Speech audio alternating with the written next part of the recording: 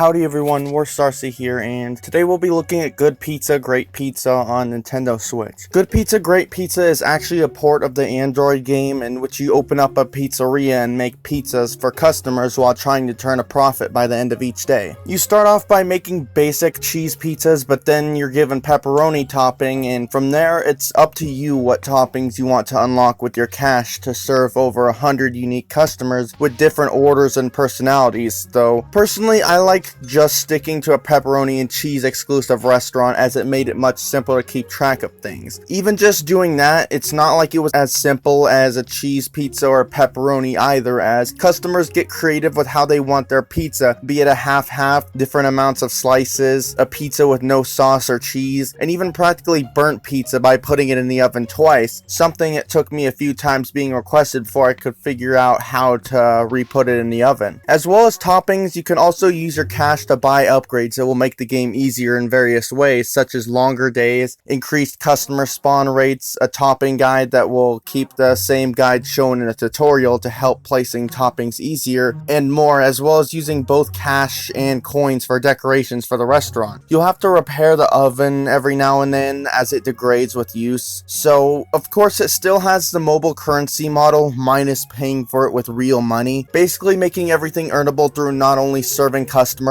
but through quests you can take up to earn extra cash, as well as achievements to earn coins. As a port of a mobile game, controlling the game with a controller took a few rounds to get used to, but otherwise it's easy to get the hang of, and you'll eventually be able to start making pizzas pretty quickly once you get the hang of them. So I'd say that for a pizza simulator on the Switch, this isn't a bad option, especially considering how I think it's the only pizza simulator on the Switch at this time, though correct me if I'm wrong. It's a fun game, and honestly, I used to enjoy kitchen/food preparing simulator games back in the day, so this was a nice return to that genre. This game has lots of personality with things such as the Pizza News Network that provides pizza related news, along with the slogan that's also the game's name. Plus the various customers are hilarious. I mean, besides a hobo that wants a free pizza that you can just tell to leave, there's also a dude with one arm that wants his pizza in half, which I find darkly hilarious, as terrible as that sounds, but at least it seems there's vast diversity in the customers, as well as some references to other video games like Mario. As for pricing, the game is currently $10, and